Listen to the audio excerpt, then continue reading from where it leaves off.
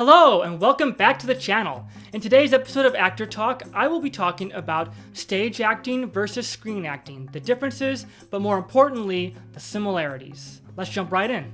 In the world of acting, there are two different types of acting that are often compared to each other: stage acting and film acting or screen acting. Some people say they're radically different from each other, and in some ways they are pretty different, but in other ways they're very much the same, or in my opinion, they should be the same. Because when you think about it, acting fundamentally is a specific way of working to create a character. And because of that, it doesn't really matter if you're performing on stage or on screen or even on audiobooks or radio or what have you. The importance is that the process is the same. The first difference I see a lot of people point out is facial expressions and gestures. They say in stage acting you need to make your facial expressions and gestures larger than you would in real life in order to be able to reach the entire audience, all the way to the back row.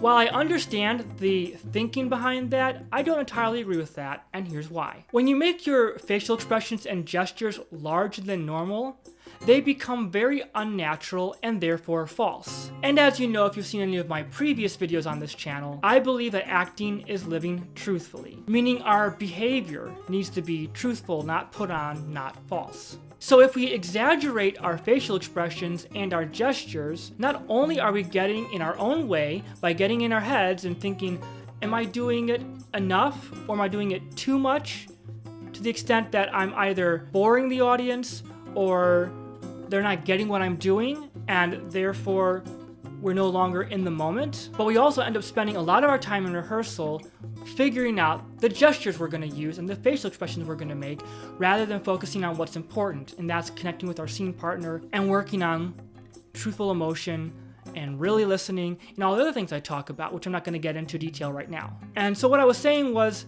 that basically takes away your ability to respond truthfully in the circumstances and instead creates a very dull, over-exaggerated, false performance.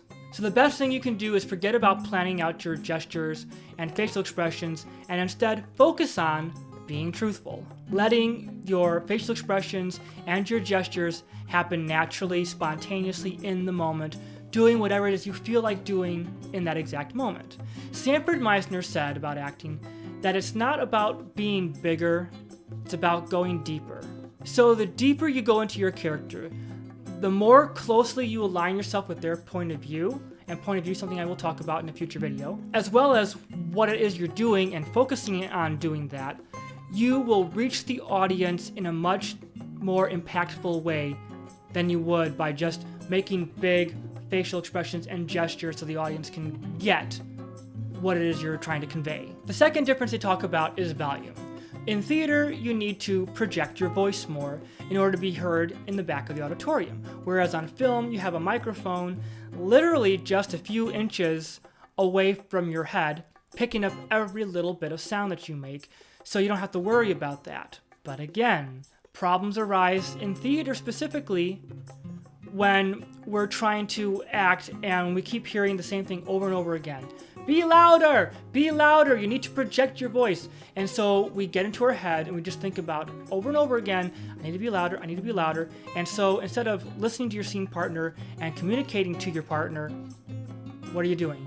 You're just talking as loud as you can to be sure you're heard by the rest of the audience. Again, this is a skill that you do need for theater acting, but you can't let it become the entire focus. Something you need to practice on your own, being loud while being natural. One of the hardest things to do is, as an actor in theater, is to project without sounding false, because everything sounds forced and it just doesn't seem very realistic if every line sounds like you're shouting. So the trick is to learn how to talk loudly, how to project while still being able to sound natural and really be natural, and also have a very wide range in your tone and in your actual pitch from lower to higher. You need to be able to have a wide range without sounding like you're just shouting the whole time you're on stage. And that's what we get a lot of the time. So avoid falling into that pitfall. Now conversely, with film acting, if you do a lot of theater, the tendency is to talk too loud. So you come from theater and now you're doing a movie, and every single time you have a line, you're saying it very loud like you're projecting, and it's like, no, just relax. Speak normally. Don't worry about projecting. We got a microphone. Plus, you don't want to destroy the sound recorder's ears. So it's very important to make sure that you can adjust between theater and film when it comes to volume. The third difference that I see mentioned quite a bit is preparation. In theater, you have 3, 6 months, however long, to memorize your lines, rehearse with the other actors and the director before you go into the shows. Whereas typically in film acting, you're doing a lot less. You're getting the script and you have maybe a couple weeks. I've done short films where I've had a week to 2 weeks before I've had to shoot. Other times I've had the script for several months. So it kind of fluctuates quite a bit in film. And oftentimes your rehearsal is merely going through a blocking session with the director and the other actors right before you shoot, so you don't get a lot of time to practice with the other actors. So in a sense, theater actors have a little bit of an advantage when it comes to rehearsal. However, I do think you can over-prepare if you're in theater. You get 3-4 rehearsals a week for 3 months. You get very complacent and very dull. And oftentimes, I've discovered from different productions I've been in with different theaters, there is a tendency to just run the lines, work on the staging, and that's it. There's really no real work going on. And by work, I'm talking about really connecting with your scene partner, rehearsing in a way where you're really getting down to the root of what you're doing in the scene and going back and forth with your scene partner on that, which could be very, very beneficial. Working on emotional preparation, and it's kind of avoided, and everyone just ends up faking the emotion, but that's a different topic. Now, if you're acting in film and have just a couple weeks before you shoot, doesn't mean that you're not going to be well prepared. Preparation ultimately comes down to how much work you put into it. I could be acting in a play, have 3 months of rehearsal, and all I've succeeded in doing is memorizing my lines and the blocking. Other than that, it's a very dull performance.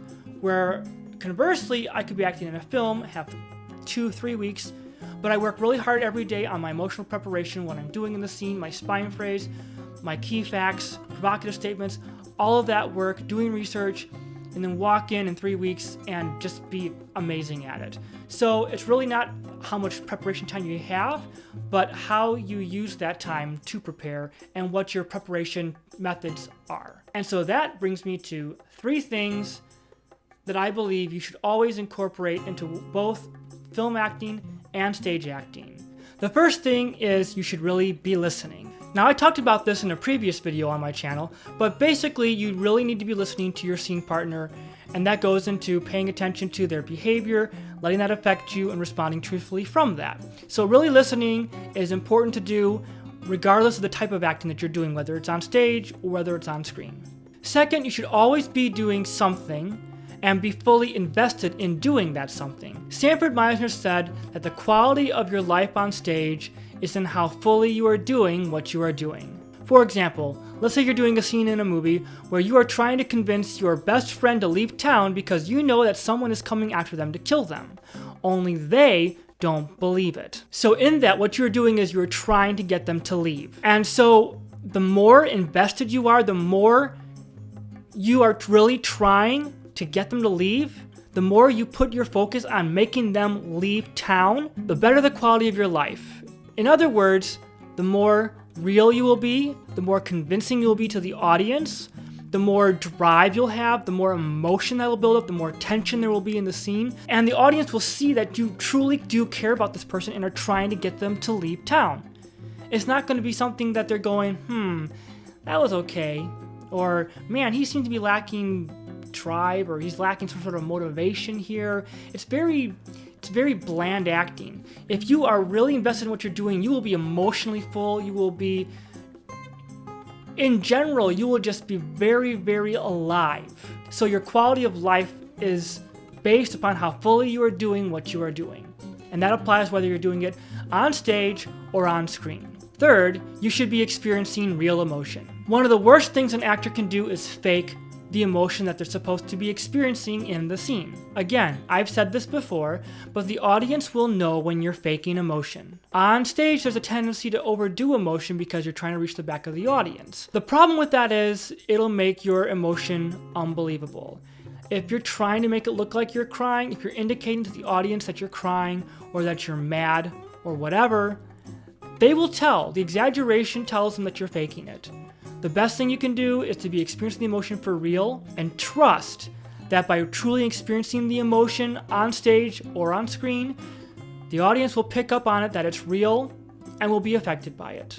If you're ever in a room where someone gets upset emotionally, you feel sorry for them. You understand that they're really experiencing that pain. You empathize with them. You feel bad, maybe you feel awkward, but it affects you in some way. And they're not faking the emotion, they're really experiencing that emotion. And it creates a visceral response in you as an onlooker. The same thing for film or stage. If you are experiencing real emotion as an actor, you don't have to make it all big and exaggerate it and whatever else. You just have to make it real. And when you do that, the audience will connect with it, they will have a visceral response to it, and you will affect them. Again, it's not about being bigger, it's about going deeper. And there you have it. Again, this is not an exhaustive list by any means. There are a lot of other things that people would say are different about stage and film, and if you want to actually put in the comments below things that you've heard that are different between the two, I would love to hear them and give my feedback on those as well. Thank you so much for watching. I hope you enjoyed this video. Be sure to hit that like button and subscribe, and then click the little bell so that way you are notified whenever I put out more videos. Thanks again, and as always, keep living truthfully.